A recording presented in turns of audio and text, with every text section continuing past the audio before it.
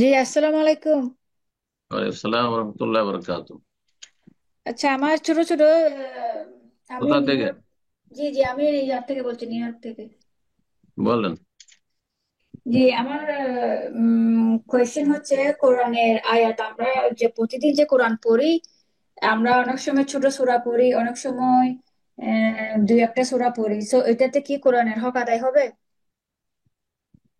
কোরআনের মূল হক আদায় করা, কোরআনের প্রতি আমল করা। আল্লাহ কোরআনে কারিমে যে আদেশ নিষেধগুলি করেছেন সেগুলি পালন করা, এটা হচ্ছে কোরআনের যথাযথ হক আদায় করা। কোরআনের হক আরো রয়েছে কিছু, সুন্নত নফল অতিরিক্ত হক রয়েছে, কিন্তু ফরজ হক অবশ্যই আদায় করতে হবে। তা হচ্ছে কোরআন মোতাবেক আপনার জীবনটাকে পরিচালনা করতে হবে। রুজি রোজগার হবে কোরআনের আলোকে, এবাদত বন্দেগী হবে কোরআনের আলোকে। শুধু 5 ওয়াক্ত সালাতে নামাজে গাফিলতি নয়। এদিকে শুধু কোরআন পাঠ করছেন, মাঝে মধ্যে তেলাওয়াত খুব করছেন, কিন্তু ফজরে জাগেন না, আপনি ঘুমিয়ে থাকছেন, তো কোরআন হক আদায় হলো নাকি? হ্যাঁ।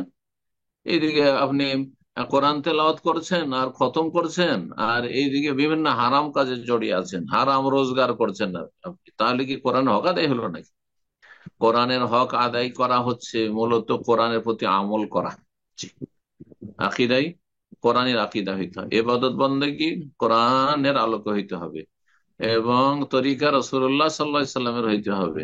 আখলাক চরিত্র কোরআনী চরিত্র হইতে হবে, কারণ খোলকুল কোরআন। রাসূলুল্লাহ সাল্লাল্লাহু আলাইহি সাল্লামের আখলাক চরিত্র ছিল কোরআনের বাস্তবায়ন, সেটা হইতে হবে সার্বিক জীবন।